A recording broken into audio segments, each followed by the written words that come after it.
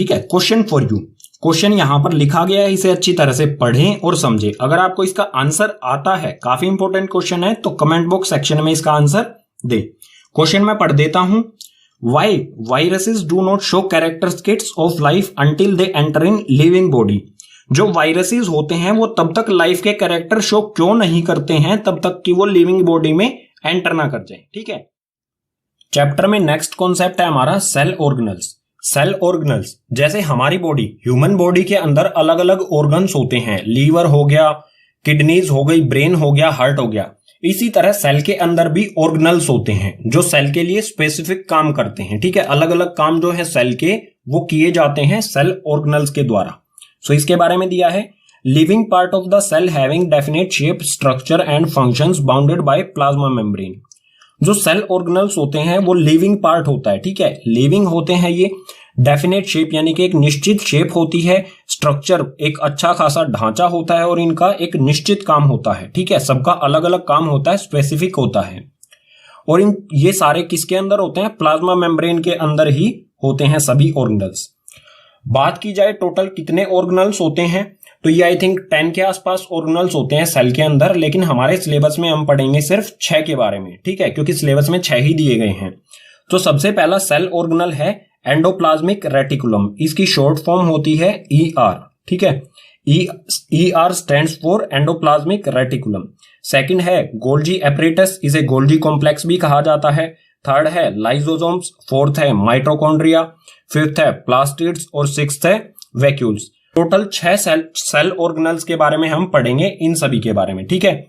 इसके अलावा एक और वर्ड आता है इसमें, राइबोसोम्स। राइबोसोम्स क्या होते हैं, इससे कई बार क्वेश्चन आता है, तो इन सभी को पढ़ने के बाद देखेंगे राइबोसोम्स क्या होते हैं। ठीक है।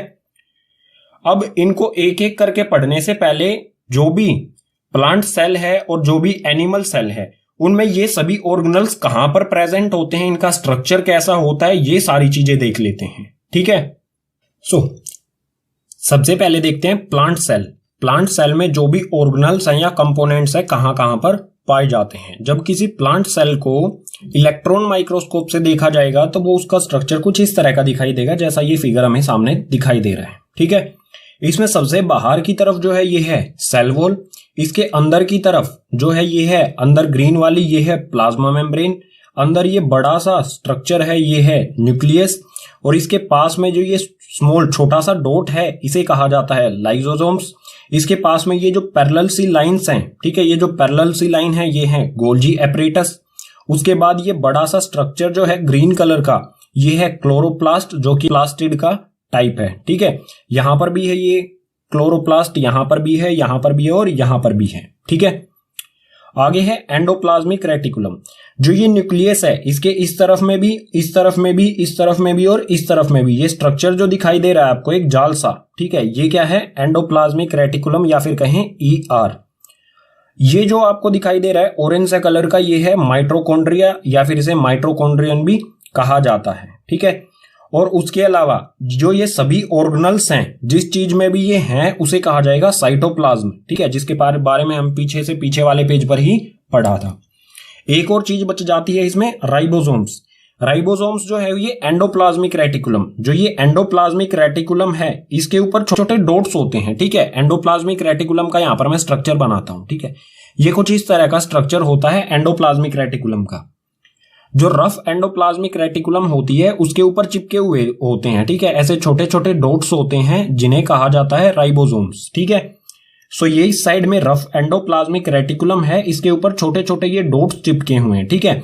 जिसको आगे जब हम एंडोप्लाज्मिक रेटिकुलम का फिगर देखेंगे आगे आने वाले पेजेस पर, उसमें आपको राइबोसोम्स बिल्कुल साफ दिखाई देंगे। ठीक है।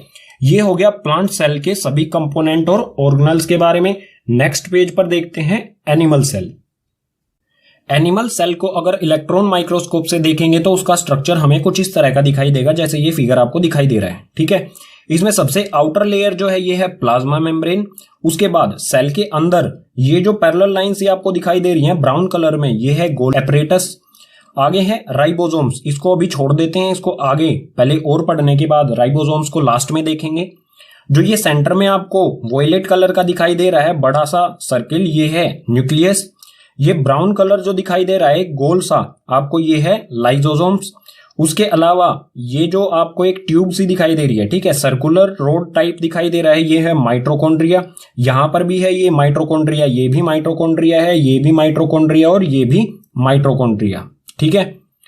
इसके बाद जो ये न्यूक्लियस है, इस न्यूक्लियस के बाहर आपको कुछ इस तरह का स्ट्रक्चर दिखाई दे रहा होगा, ठीक है। इस तरफ में भी, इस तरफ में भी इस तरह का जो स्ट्रक्चर है, इस साइड में भी और इस साइड में भी, इसे कहा जाता है ER यानी कि एंडोप्लाज्मिक रेटिकुलम, जो कि प्लांट सेल में भी कुछ इसी तरह का स्ट्रक्चर बना रहा था, ठीक है। और जिस लिक्विड में ये सारे जो ऑर्गेनल्स हैं या फिर कंपोनेंट हैं उसे कहा जाता है साइटोप्लाज्म, ठीक है। अब एक कंपोनेंट हमने छोड़ दिया था राइबोसोम्स। राइबोसोम्स भी बिल्कुल जैसे प्लांट सेल में जो एंडोप्लाज्मिक रेटिकुलम होता है, इसके ऊपर आप देखेंगे ध्यान से तो छोटे छोटे गोल गोल डॉट्स दिखाई देंगे आपको, ठीक है। इस तरह के डॉट्स लगे होते हैं इस पे एंडोप्लाज्मिक रेटिकुलम पे, जैसे मैंने यहां पर अभी बनाए हैं इस पे, ठीक है। ये जो डॉट्स होते हैं इन्हीं को कहा जाता है राइबोसोम्स, ठीक है। अब स्टडी करते हैं एक एक करके सभी ऑर्गेनल्स के बारे में। शुरू करते हैं एंडोप्लाज्मिक रेटिकुलम से। एंडोप्लाज्मिक रेटिकुलम क्या होता है? It is the network of membranes present in cytoplasm. These are present in eukaryotic sales.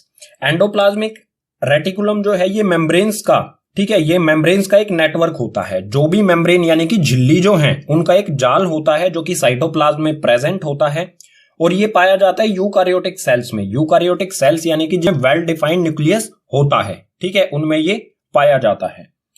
आगे है ER is of two types। ER यानी कि एंडोप्लाज्मिक रेटिकुलम। एंडोप्लाज्मिक रेटिकुलम दो तरह का होता है, पीछे वाले पेज पर बता चुका हूं, SER और RER, ठीक है। फर्स्ट टाइप ये और सेकंड टाइप ये। SER का मतलब क्या होगा? स्मूथ एंडोप्लाज्मिक रेटिकुलम, ठीक है, और इसी तरह से RER का मतलब होगा रफ एंडोप्लाज्मिक रेटिकुलम। अब SER और RER इन दोनों रेटिकुलम्स में क्या डिफरेंस है और क्या कॉमन है, ये दोनों चीजें यहां पर लिखी गई हैं। SER यानी कि स्मूथ एंडोप्लाज्मिक रेटिकुलम क्या होता है? It is made up of tubules. It help in manufacturing of fat molecules, steroid, lipids, ribosomes are absent. जो स्मूथ एंडोप्लाज्मिक रेटिकुलम होता है ये ट्यूब्यूल्स से बना होता है। ट्यूबल्स क्या होते हैं? बिल्कुल पतली पतली नलियां, ठीक है, जैसे पाइप होती है इसी तरह से ट्यूबल्स होती हैं, लेकिन ये बहुत इनमें मतलब बहुत कम स्पेस होता है अंदर की तरफ, ठीक है। ये हेल्प करता है किस किस चीज के मैन्युफैक्चर यानी कि बनाने में, फैट मॉलिक्यूल्स के बनाने में, स्टीरॉइड्स के बनाने में और लिपिड्स के बनाने में SER हेल्प करता है।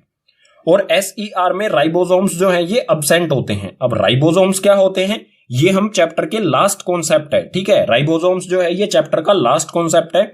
वैसे बता देता हूं, राइबोसोम्स जो है वो वहां पर प्रोटीन मैन्युफैक्चर होता है, ठीक है।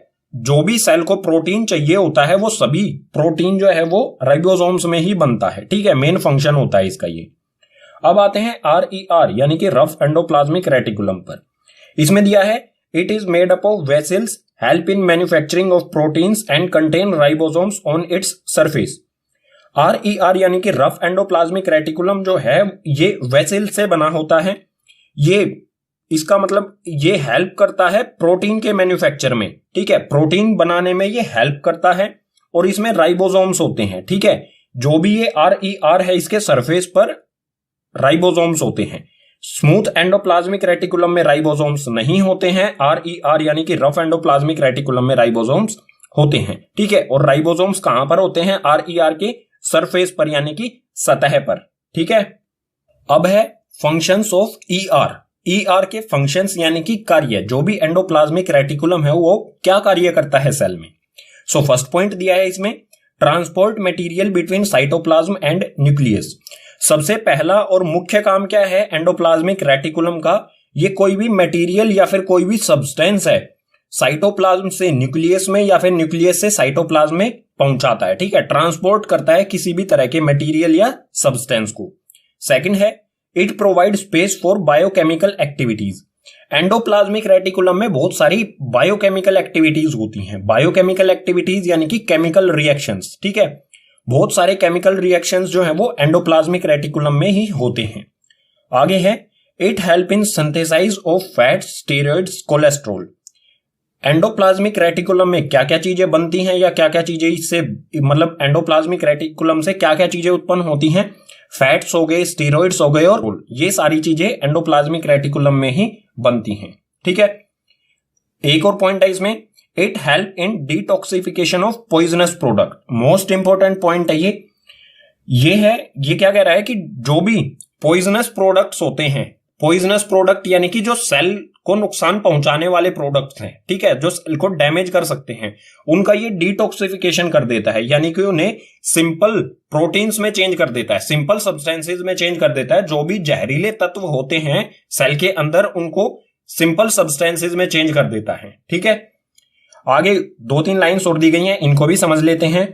Some of the protein and lipids help in building cell membrane and this process is known as membrane biogenesis। जो भी ER स्मूथ एंडोप्लाज्मिक रेटिकुलम या फिर रफ एंडोप्लाज्मिक रेटिकुलम में जो भी प्रोटीन्स या लिपिड्स बनते हैं, उनकी मदद से जो है मेम्ब्रेन बनती है। ठीक है, सेल मेम्ब्रेन, जो आउटर मेम्ब्रेन होती है, प्लाज्मा मेम्ब्रेन जिसे कहा जाता है, वो बनती है, और इसी प्रोसेस को कहा जाता है मेम्ब्रेन बायोजेनेसिस। ठीक है, यानी कि जो मेम्ब्रेन है वो मजबूत रहती है, किसकी वजह से? एंडोप्लाज्मिक रेटिकुलम की वजह से।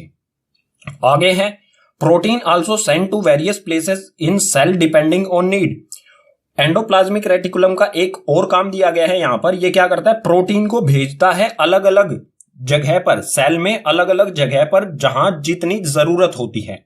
ठीक है, और ये सिर्फ एंडोप्लाज्मिक रेटिकुलम अकेला नहीं करता है, ये हेल्प लेता है गोल्जी एपरेटस की, जिसके बारे में हम पढ़ते हैं नेक्स्ट पेज पर।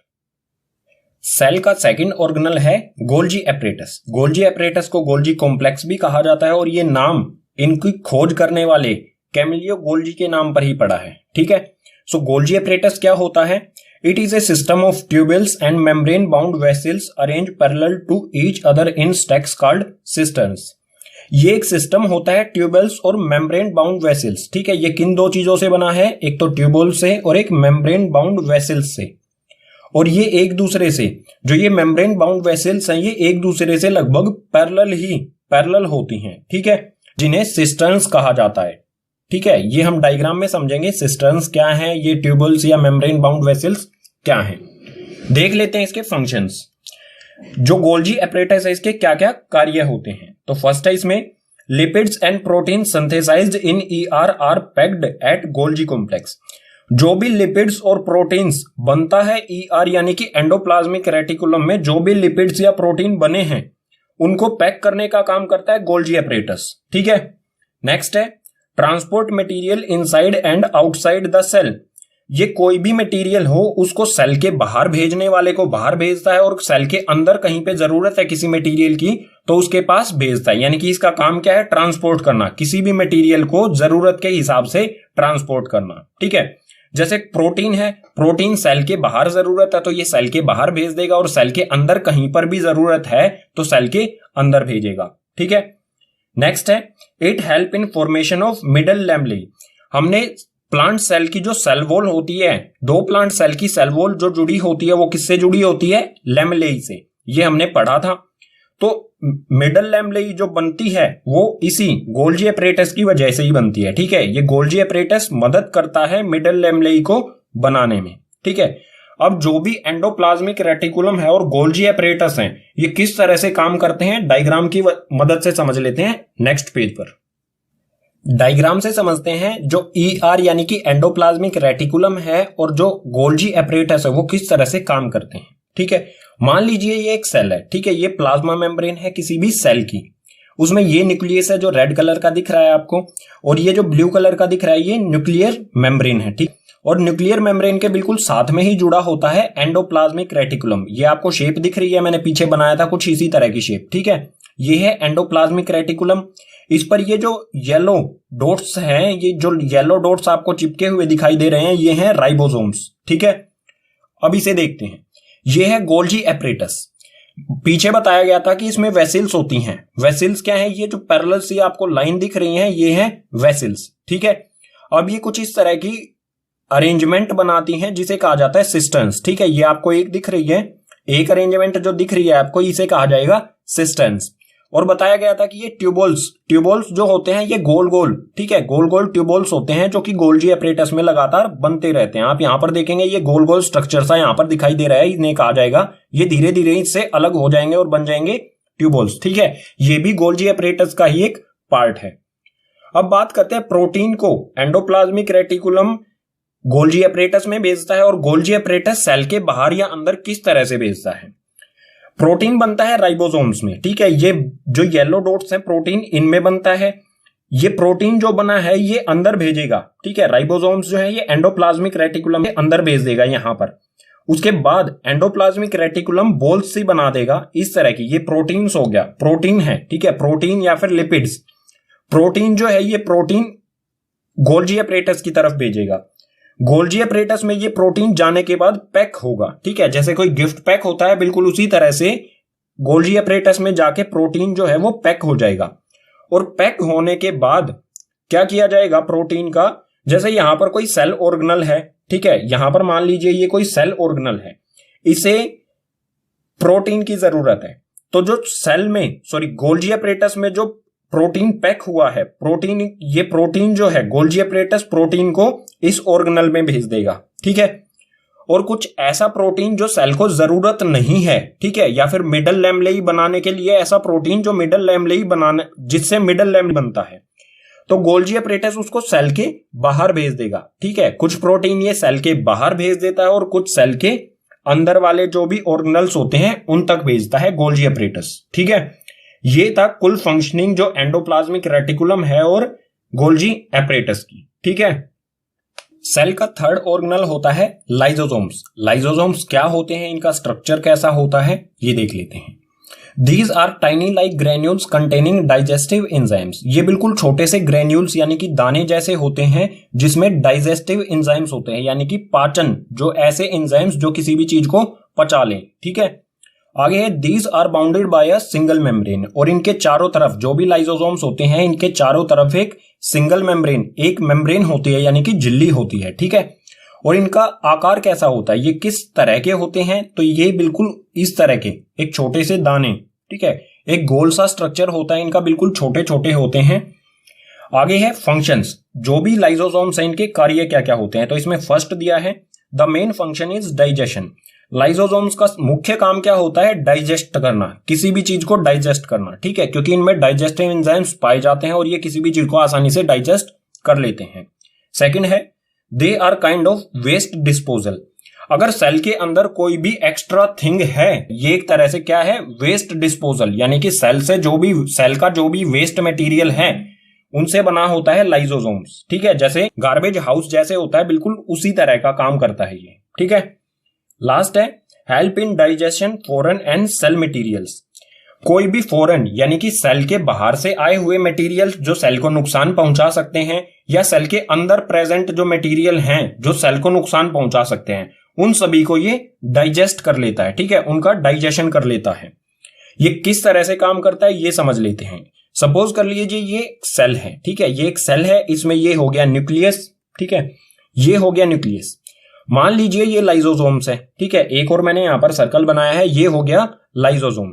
अब सेल के बाहर से कुछ प्लाज्मा मेम्ब्रेन के थ्रू अंदर आया जो कि सेल को नुकसान पहुंचा सकता है, ये स्क्वायर टाइप, ठीक है, ये सेल के अंदर आया, ये प्लाज्मा मेम्ब्रेन, ठीक है, इसके चारों तरफ एक मेम्ब्रेन है। मेम्ब्रेन फटने से पहले क्या होगा, जो ये लाइसोसोम्स है इसके पास आएगा, ठीक है, और इसके अंदर इसको अपनी ओर खींच लेगा, इसको अपने अंदर खींच लेगा और इसको डाइजेस्ट कर लेगा, ठीक है। मतलब जो टोटल आउटपुट मिलेगा हमें वो क्या होगा, ये बिल्कुल इसे पचा लेगा, ठीक है, नष्ट कर देगा, बिल्कुल ही खत्म कर देगा और ये गायब हो जाएगा, ठीक है। बचेगा क्या यहां पर, अकेला फिर से लाइसोसोम्स, समझ गए। अब लाइसोसोम्स जो है उसे एक और नाम से जाना जाता है, लाइसोसोम्स को कहा जाता है सुसाइड बैग्स। ये क्यों कहा जाता है ये आपको बताना है मुझे। सो क्वेश्चन फॉर यू, आपके लिए क्वेश्चन है, why lysosomes are called suicide bags. Lysosomes को सुसाइड बैग्स क्यों कहा जाता है, कमेंट बॉक्स सेक्शन में इसका आंसर दीजिए। अगर आपको आंसर नहीं आता है तो कोई बात नहीं है, ऐसे और भी इंपॉर्टेंट क्वेश्चन जो है वो पार्ट 2 में इंक्लूड किए गए हैं, लिंक उसका डिस्क्रिप्शन बॉक्स में दिया गया है। फर्स्ट पार्ट कंप्लीट करने के बाद सेकंड पार्ट को भी जरूर देखें, ठीक है। सेल का फोर्थ ऑर्गेनल है माइटोकॉन्ड्रिया। माइटोकॉन्ड्रिया क्या होता है, कहां पर होता है, ये समझते हैं। सो इसमें है it is a rod shape structure in cytoplasm, it is only present in eukaryotic cells. जो माइटोकॉन्ड्रिया है इसकी जो शेप होती है वो होती है रोड की तरह, ठीक है, और ये साइटोप्लाज्म में प्रेजेंट होता है। और कौन से सेल्स में, सिर्फ यूकारियोटिक सेल्स में ये प्रेजेंट होता है, ठीक है। प्रोकारियोटिक सेल्स में माइटोकॉन्ड्रिया नहीं होता है। आगे है it is double membrane structure where outer membrane has specified proteins and inner membrane is folded inside to form chambers called cristae. इसमें दो मेम्ब्रेन होती हैं, डबल मेम्ब्रेन होती है, एक तो बाहर वाली मेम्ब्रेन जो प्रोटीन से बनी होती है और एक अंदर वाली मेम्ब्रेन जो फोल्ड होती है, ठीक है। और फोल्ड होके ये क्या बनाती है, चैम्बर्स, जिसे क्रिस्टी कहा जाता है, ठीक है। माइटोकॉन्ड्रिया का डायग्राम भी इंपॉर्टेंट है, एग्जाम में आ सकता है, तो इसे भी ध्यान से देखें। ये है माइटोकॉन्ड्रिया, ठीक है। माइटोकॉन्ड्रिया में ये है आउटर मेम्ब्रेन, ठीक है, ये जो रेड रेड कलर की दिख रही है ये है आउटर मेम्ब्रेन। और इनर मेम्ब्रेन जो ये आपको वॉयलेट दिख रहा है, अंदर जो वॉयलेट सब्सटेंस दिख रहा है, ठीक है, इसके बाहर जो व्हाइट व्हाइट है, ठीक है, व्हाइट व्हाइट एक लेयर सी दिख रही है, ये है इनर मेम्ब्रेन, ठीक है। आउटर मेम्ब्रेन बनी है प्रोटीन से और इनर मेम्ब्रेन जो है ये फोल्ड है, ठीक है, यहां पर आप देख सकते हैं ये फोल्ड है। फोल्ड होके ये क्या बना रही है, क्रिस्टी, ठीक है, चैम्बर्स, ठीक है, ये एक चैम्बर हो गया, ये एक चैम्बर हो गया, तो ये बना रही है क्रिस्टी, चैम्बर्स बना रही है, ठीक है।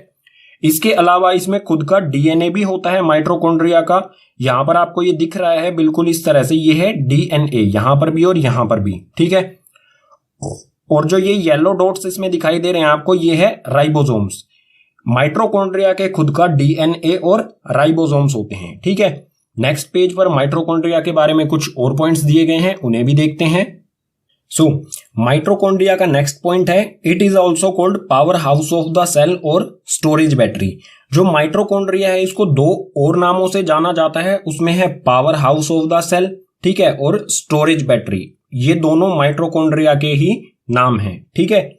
आगे है माइटोकॉन्ड्रिया के फंक्शंस, यानी कि माइटोकॉन्ड्रिया के क्या क्या कार्य होते हैं। इसमें फर्स्ट है its main function is to produce and store the energy in the form of ATP. इसका मेन जो काम है वो क्या करना है, एनर्जी प्रोड्यूस करना और एनर्जी को स्टोर करना, ठीक है। किस फॉर्म में स्टोर करता है ये एनर्जी को, एटीपी। एटीपी यानी कि एंडिनोसिन ट्रीफॉस्फेट, ठीक है, एटीपी की फुल फॉर्म हो जाएगी एंडिनोसिन ट्रीफॉस्फेट के फॉर्म में ये एनर्जी को स्टोर करके रखता है, ठीक है। नेक्स्ट है it have their own DNA and ribosomes. जो माइटोकॉन्ड्रिया है उसके खुद का डीएनए होता है और खुद का राइबोसोम्स होते हैं, ठीक है। और माइटोकॉन्ड्रिया अकेला ऐसा ऑर्गेनल है सेल में जो खुद के लिए अपने आप ही प्रोटीन बना सकता है। इसे और किसी चीज पर डिपेंड, और किसी ऑर्गेनल पर प्रोटीन के लिए डिपेंड नहीं रहना पड़ता, ठीक है, क्योंकि इसके पास अपने खुद के राइबोसोम्स होते हैं और राइबोसोम्स ही बनाते हैं प्रोटीन, ठीक है। सेल का फिफ्थ ऑर्गेनल है प्लास्टिड्स। प्लास्टिड्स क्या होते हैं, कहां पर पाए जाते हैं, इसमें दिया गया है हमें these are present only in plant cell, it have their own DNA. जो प्लास्टिड्स हैं ये सिर्फ प्लांट सेल्स में ही पाए जाते हैं, यानी कि एनिमल सेल्स में ये नहीं होते हैं, सिर्फ प्लांट सेल्स में। और इनका खुद का डीएनए होता है, ठीक है, खुद का डीएनए प्लास्टिड्स का भी होता है और माइटोकॉन्ड्रिया का भी होता है। प्लास्टिड्स तीन तरह के होते हैं, ठीक है, 3 टाइप्स ऑफ प्लास्टिड। इसमें सबसे पहला टाइप है ल्यूकोप्लास्ट, ठीक है, सेकंड टाइप है क्रोमोप्लास्ट और थर्ड टाइप है क्लोरोप्लास्ट। अब ये क्या होते हैं, ये किस तरह का होता है, ल्यूकोप्लास्ट किस तरह का होता है, colour white found in underground parts. जो ल्यूकोप्लास्ट है इसका कलर व्हाइट होता है और ये सेल के अंडरग्राउंड पार्ट्स में पाए जाते हैं, ठीक है, यानी कि सेल के कहीं बीच में पाया जाता है। सेकंड है क्रोमोप्लास्ट। क्रोमोप्लास्ट जो है इसका कलर रेड या ब्राउन कलर का होता है। ये जो है जो भी सेल है उसकी लेयर पर पाया जाता है, ठीक है, ऊपर की तरफ। नेक्स्ट है क्लोरोप्लास्ट। क्लोरोप्लास्ट जो है ये इसका कलर ग्रीन होता है और फाउंड इन एरियल पार्ट्स। ये एरियल यानी कि ऊपर वाले हिस्सों में पाया जाता है। ये दोनों क्रोमोप्लास्ट और क्लोरोप्लास्ट दोनों ये एरियल पार्ट्स में ही पाए जाते हैं किसी भी प्लांट सेल के, ठीक है। अब देखते हैं प्लास्टिड के फंक्शंस। फंक्शंस यानी कि क्या क्या कार्य होते हैं प्लास्टिड्स के। सो प्लास्टिड के 3 टाइप होते हैं। तीनों टाइप्स के जो प्लास्टिड्स हैं वो क्या क्या काम करते हैं, तो सबसे पहले है क्लोरोप्लास्ट और क्रोमोप्लास्ट। क्लोरोप्लास्ट और क्रोमोप्लास्ट जो है ये फोटोसिंथेसिस करते हैं, यानी कि सेल के लिए खाना बनाते हैं, ठीक है। खाना बनाने में इनका बहुत इंपॉर्टेंट रोल होता है, ठीक है। फोटोसिंथेसिस का मतलब आप समझते ही होंगे, जो प्लांट्स हैं वो अपने लिए खाना बनाते हैं फोटोसिंथेसिस प्रोसेस से। नेक्स्ट है ल्यूकोप्लास्ट। जो प्लास्टिड का एक टाइप है ल्यूकोप्लास्ट, उसका काम क्या होता है? It is storage of materials such as starch, oils, protein and granules. ये क्या करता है? स्टोर करता है। इसका मेन काम क्या होता है? स्टोरेज का। किसी भी मटेरियल को स्टोर करता है, जैसे कि स्टार्च को स्टोर करना हो गया, ऑयल्स को स्टोर करना होगा, या फिर प्रोटीन ग्रेन्यूल्स यानी कि प्रोटीन के दाने छोटे छोटे, उनको स्टोर करता है ल्यूकोप्लास्ट। ठीक है, ये हो गए प्लास्टिड्स के कार्य। सेल का सिक्स्थ ऑर्गेनल है वैक्यूल्स। वैक्यूल्स क्या होते हैं? These are membrane bound region in the cytoplasm containing water, amino acid, sugar, various organic acid and some proteins. Vacuoles जो है ये मेम्ब्रेन बाउंड रीजन होता है, एक ऐसा एरिया होता है जिसके चारों तरफ एक झिल्ली होती है यानी कि मेम्ब्रेन होती है। ठीक है, ये साइटोप्लाज्म में होता है। और इसके अंदर क्या क्या होता है? वैक्यूल्स के अंदर वाटर यानी कि पानी, एमिनो एसिड, शुगर यानी कि चीनी या फिर कहीं स्टार्च होता है। ठीक है, वेरियस ऑर्गेनिक, और भी बहुत सारे ऑर्गेनिक एसिड्स होते हैं, और कुछ प्रोटीन्स भी इसके अंदर होते हैं।